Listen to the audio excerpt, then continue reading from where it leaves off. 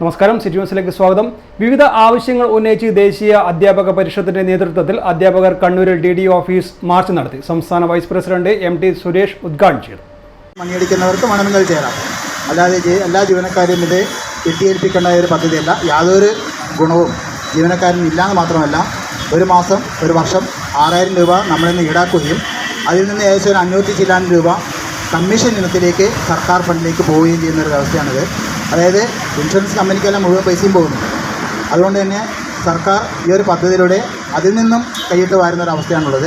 അതുകൊണ്ട് അധ്യാപകരും സർക്കാർ ജീവനക്കാരും അതിൽ നിന്ന് പിന്മാറുന്നുള്ളൊരു ഓപ്ഷൻ അനുവദിക്കുക എന്നുള്ളതാണ്. അതുപോലെ ഉച്ചക്കഞ്ഞി വിതരണം കാര്യക്ഷമമായി നടത്തുന്നതിനുള്ള ഫണ്ട് യഥാസമയം വിതരണം ചെയ്യുകയും കുടിശ്ശിക DA എത്രയും പെട്ടെന്ന് അനുവദിക്കുകയും അതിൻ്റെ കുടിശ്ശിക മുൻകാലങ്ങളിൽ തരേണ്ടുന്ന പൈസ PF ലയിപ്പിക്കാനുള്ളതായ സൗകര്യം ഉണ്ടാക്കുകയും. പങ്കാളിത്ത പെൻഷൻ പദ്ധതി പിൻവലിക്കുക, കേന്ദ്ര മാതൃകയിൽ പുതിയ പെൻഷൻ പദ്ധതി നടപ്പിലാക്കുക, അധ്യാപകരുടെ കവർന്നെടുത്ത അവകാശങ്ങൾ തിരിച്ചു നൽകുക എന്നീ ആവശ്യങ്ങൾ ഉന്നയിച്ചുകൊണ്ടാണ് മാർച്ച് നടത്തിയത്. ജില്ലാ പ്രസിഡന്റ് മനോജ് മണ്ണേരി അധ്യക്ഷത വഹിച്ചു. C Shaji, CK Rameshan, M Narayanan, MV Jayarajan തുടങ്ങിയവർ സംസാരിച്ചു. News desk, city news. കൂടുതൽ വാർത്തകൾ അറിയുവാൻ സിറ്റി ചാനൽ വാട്സ്ആപ്പ് ഗ്രൂപ്പിൽ ജോയിൻ ചെയ്യുക. ഒപ്പം YouTube ചാനൽ സന്ദർശിക്കുക. വാർത്തകൾ ഇവിടെ അവസാനിക്കുന്നില്ല. മറ്റൊരു വാർത്തയുമായി വീണ്ടും കാണാം. നമസ്കാരം.